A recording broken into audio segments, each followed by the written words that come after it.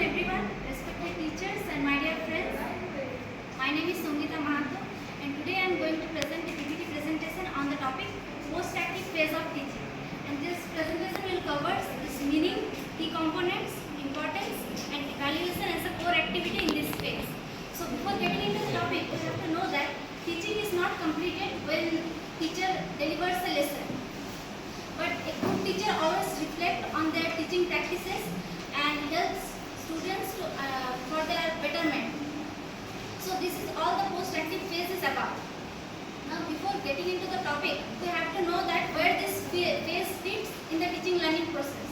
So there are three main phases of teaching, and here I have mentioned that the three periods of teaching. The first one is the pre-active phase. It is a planning phase. In this phase, teacher plans the lesson, set up learning objectives and prepare teaching aids and necessary material to deliver the lesson. The second one is interactive phase. This is the phase in which actual classroom teaching takes place, where teacher delivers the lesson, interact with the students and ask questions, and in this way the teaching takes place.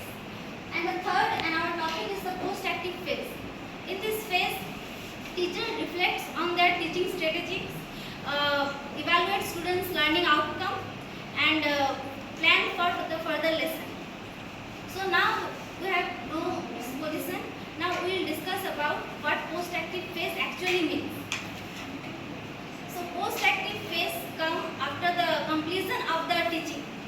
In this phase, teacher reflect on their teaching strategies, helps evaluate students' learning outcome, give some tests and identify what did student learn.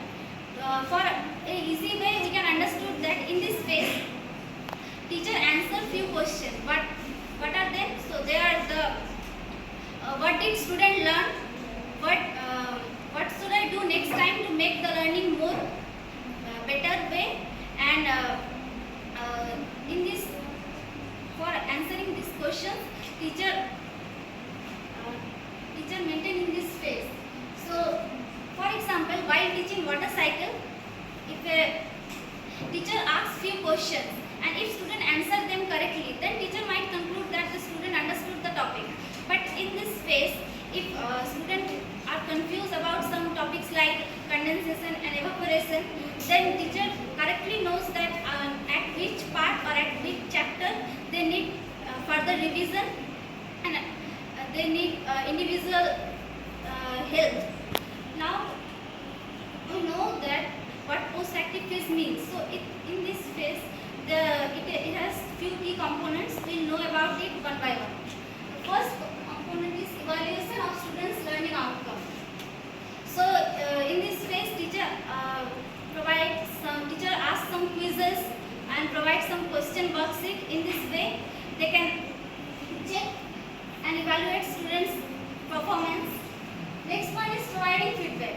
So in this phase, teacher also provide meaningful feedback, constructive feedback, such as student can understand their strength areas and weakness. Next one is reflection on teaching practices.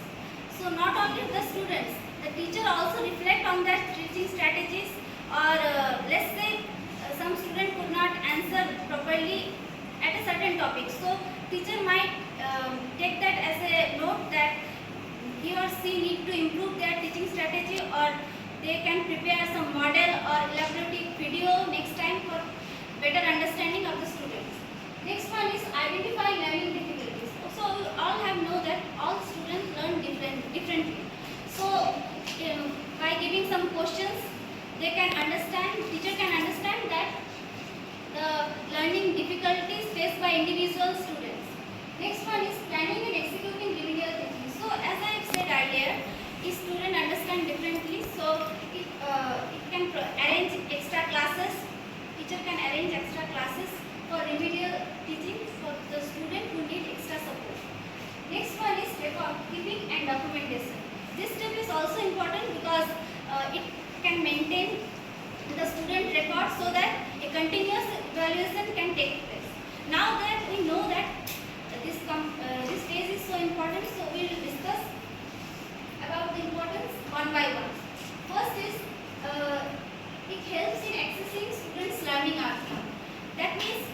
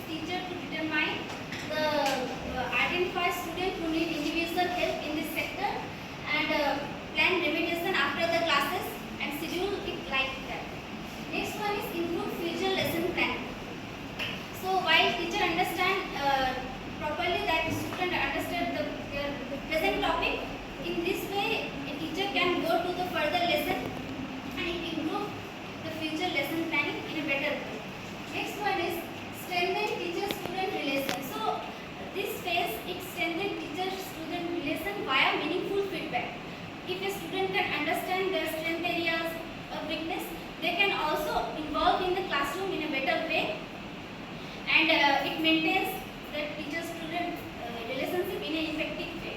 Next one is maintain student progress record. So maintaining student progress record is very essential because it helps in a continuous evaluation, and it also helps teachers to identify student who needs individual help.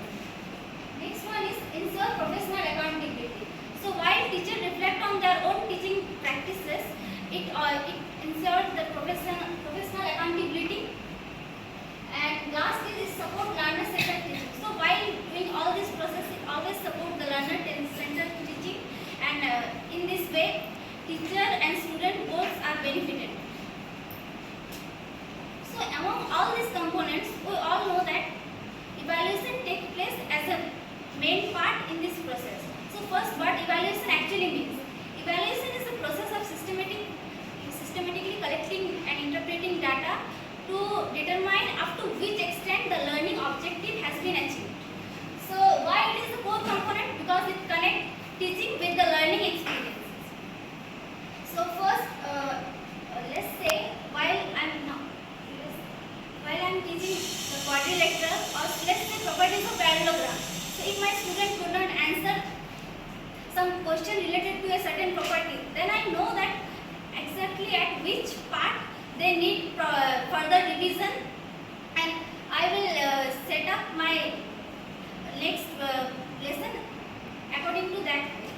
So it helps teacher to provide feedback, identify the learning gaps, and helps teacher plan remediation instruction for better improvement. Now evaluation takes place in there are, you can say that, 4 main types of evaluation in the teaching phases. First one is formative evaluation. So it takes place during the courses. For example, some short quizzes, or teacher may take some unit tests during the course duration, or we can say some activities like think, pair, share, or give some assignment. So this type of formative evaluation takes place throughout the course duration. Next one is summative evaluation. Summative evaluation takes place at the end of the course.